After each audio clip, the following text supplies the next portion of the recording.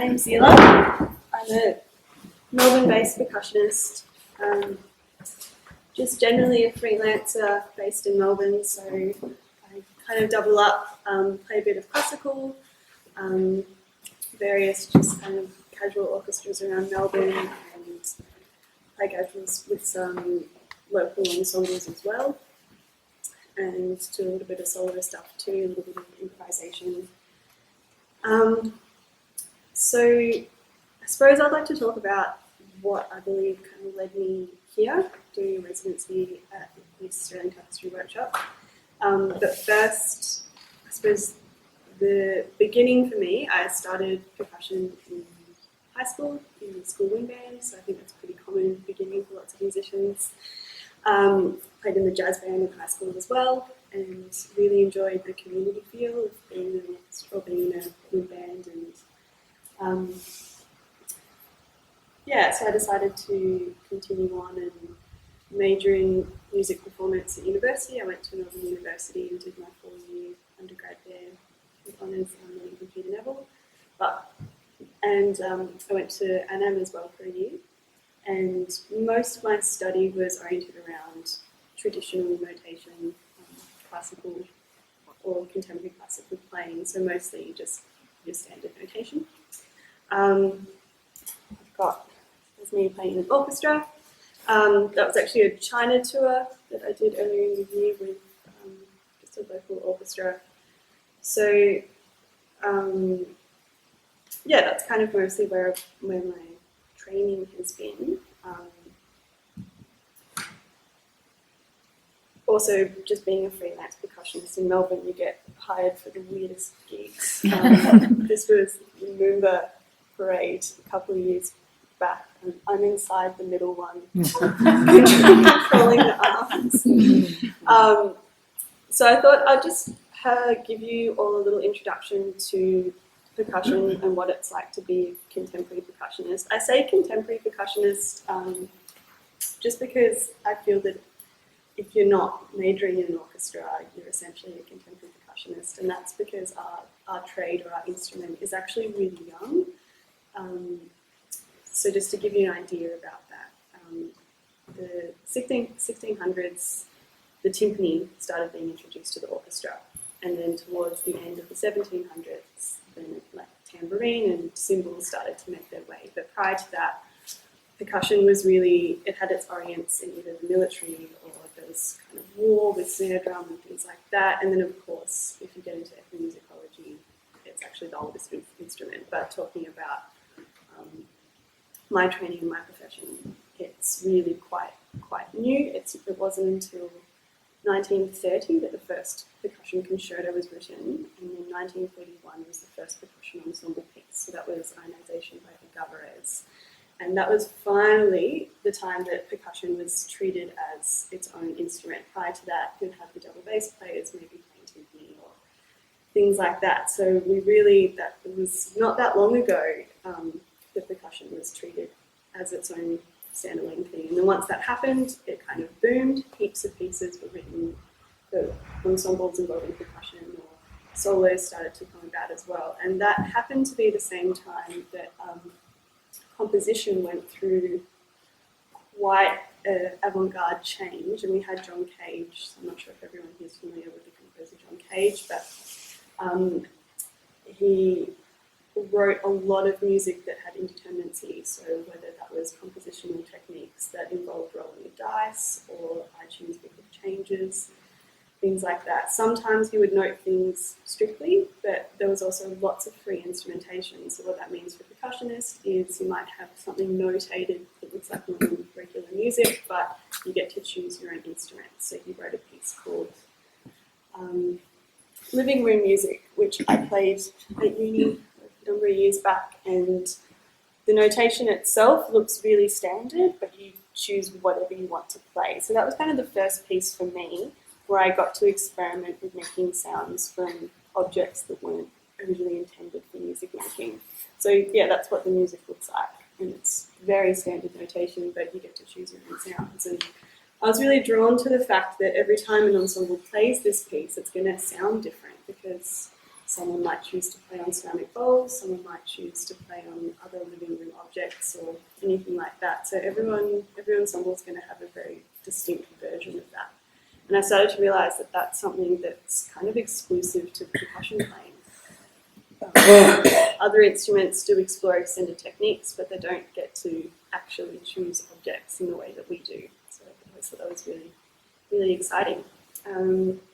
So from that movement, there was also graphic notation. Unfortunately, I didn't include an example, but that's another thing that lots of composers around that time started to explore. So that's using imagery or symbols instead of our standard notation system. So sometimes a composer will have really strict instructions on how to interpret it, and other times it will be open to the performer, so we can actually develop our own code or structure our own way. And this is also when junk percussion, which I don't know how long Stomp have been around, but there's been lots of groups in the past using junk percussion and things like that. So that's quite a common approach to the instrument too, but I'd say that around the 1940s is when all of this started. Jumped ahead. So yeah, I started, after playing this piece, I started to really think about what type of music I wanted to play. And it was around this time that I was really lucky to participate in an emerging artist program by Melbourne-based ensemble Speak Percussion. So they've been running for about nearly 20 years now, and I just happened to be at the right age during a period where they were supporting university students with these programs.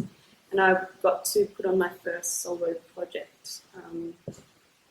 So I did a project, this is a terrible blurry photo, but it was called Performance Anxiety, and it was in a gallery space at the substation in Newport.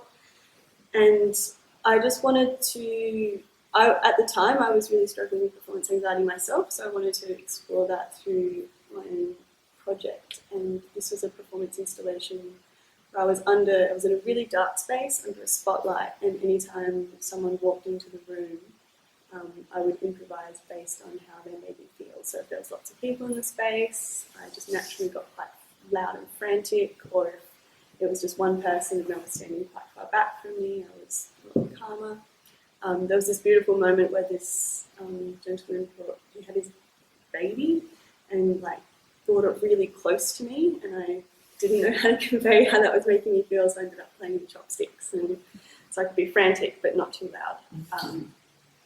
So that was a really great experience for me to explore kind of a personal take as well, because it was the first time I was creating something from scratch on my own, which in my training as a percussionist, we're not really faced with that much. And then a few years later, I participated in another one of their programs, and we performed a piece called Composition Machine by American composer Mark Applebaum. And this was a really awesome piece. So he heavily notated a part of it that you had to learn, but the instruments, as you can see, are more, again, these objects that aren't necessarily intended for sound. And you play these rhythms exactly, but as you play them, you have to shift them around on the table and make all of these noises. And the direction you shift it in, I'm left-handed, so I'm probably going to grab things with my left hand and things like that. So every time someone plays this, the objects end up in a different layout. And then after you play that part, you trace them with particular instructions that he created. And then you remove the objects and you get something like this. So you create your own graphic score, and then you take, so this is all during the performance, you take the graphic score and hang it up, and then interpret it with your own key to interpretation with your, again, whatever instruments you've chosen to play. So it's another work where even though a composer's created it, each performer, each percussionist gets to make a very personal version. That was another really inspiring piece for me to look at that. So then it kind of triggered me to think about percussion playing from a different perspective, especially when you play multiple percussion works. So that's not a xylophone, not a snare drum, but when you're using an array of instruments. we're sourcing them ourselves, so the actual sound at the end is a result of what we had at our disposal, and sometimes that's who are we friends with, who can lend us particular drums. Let's say I borrow my teacher's drum. How hard am I going to hit it when I perform? Is that going to contribute to how I interpret it playing this piece? So I started to think more and more about how percussion is such a personal way of playing.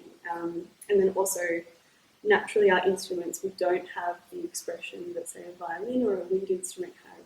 We're not as lyrical, and we're often connected to our instrument via a stick. So we don't have that kind of closeness with our instruments. So it's kind of choosing sounds is our way of being expressive in the sense that other musicians get with their own instruments. So this is a piece that I also played with Sweet Percussion recently called Shadowbox, and it's an installation work where all of these bags are suspended and musicians have to pretend to box with the bags, and it's a graphic notation piece.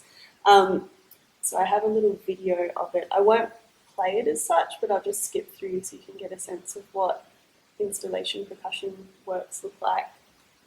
So this is a quartet for 4 players, and it's set to a timer as well, so we're all following a digital clock, and we've got all of these cues. We're like cracking walnuts.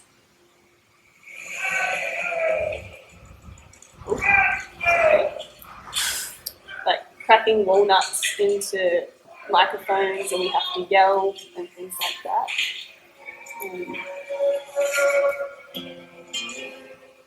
That's not what's playing though. That's something else on the computer. Oh, that's weird. That's all right. Oh, I know what that is. So I will skip through. And then another piece, this is just us including photos, so this is another piece I played just to prove that I also still play regular instruments as well. That's me with a vibraphone. This is another piece in the same program written by James Rushford that again, so notated by a composer, but we're using things like blowing on bottles, and we had to bow the marimba with weird objects and stuff like that. So it's kind of just another example of experimental percussion. Other things I've done recently is I did an improvisation camp with the Australian Art Orchestra in Tasmania, and that involved performing with Mona, which was a really amazing experience. And I've played with, there's an organisation in Melbourne called Play On, and their focus is getting classical music to contemporary audiences. So they'll get classical musicians to play, and then it would be followed by a DJ, an electronic artist. So that was a gig I did for Melbourne Music Week in the Norla Dome, and an electronic artist who wrote this really beautiful duo for synthesizer and vibraphone. And then I did another performance with Play On with my friend Thea Rosen, who runs Adlib Collective. And we did a piece for flower pots, which I have a recording of, but I don't think I have time to show it. But that's just another example of composers writing for sound objects. I think that's probably all I have time for. But yeah, thanks everyone.